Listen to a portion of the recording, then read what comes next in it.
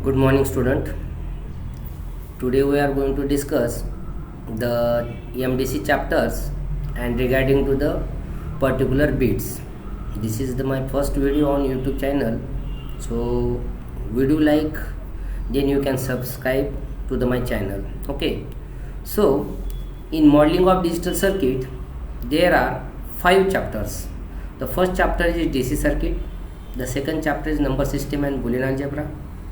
Third chapter consists of combinational and sequential circuit.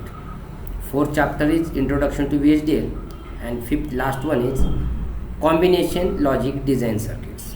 So firstly, when you are going to start the study of DC circuit, you firstly must know what is RLC, what is resistor, what is inductor, and what is the capacitor.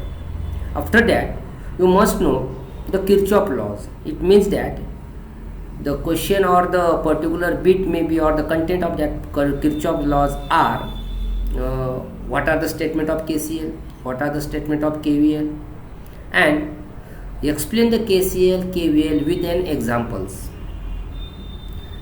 It means that when you are going to start with the Kirchhoff current law, then you must aware with the statement, you must be aware with the particular problems with the Kirchhoff current laws. Okay, then the next bit as per the syllabus, voltage source, current source.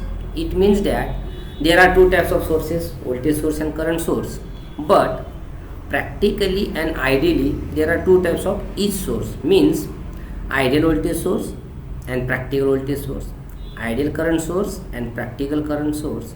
So regarding to that, you must know the characteristics of ideal voltage source, the characteristics of practical voltage source, similarly the characteristics of ideal current source and the practical current source. What is the basic function of that ideal current source, voltage source, and what they are required. Suppose in any circuit, some number of voltage sources and current sources are combined together. Suppose V1, V2, V3 are 3 different sources, and current I1, I2, I3 are the different sources are combined in a one circuit. The circuit consists of series and parallel combination of resistors with number of voltage source and number of current source.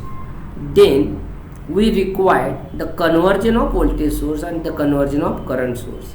That is, that conversion is nothing but you have to represent or you have to reduce the given electrical circuit with the given voltage source, or with the given all source you have to convert with the given current source. It means that to reduce the circuit complexity, or you can convert all the current source into voltage source, or all the voltage source you can convert into current source.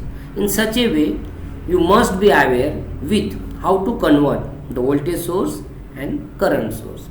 So firstly, before starting the particular DC circuit study, first chapter study, you must know the Kirchhoff current law.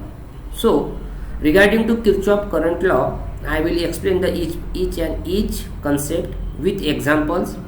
So if you like, then you can subscribe my channel. This is the first time I am just updating the particular things on YouTube, and what are the questions in your mind, you can directly ask me in a comment box. Thank you.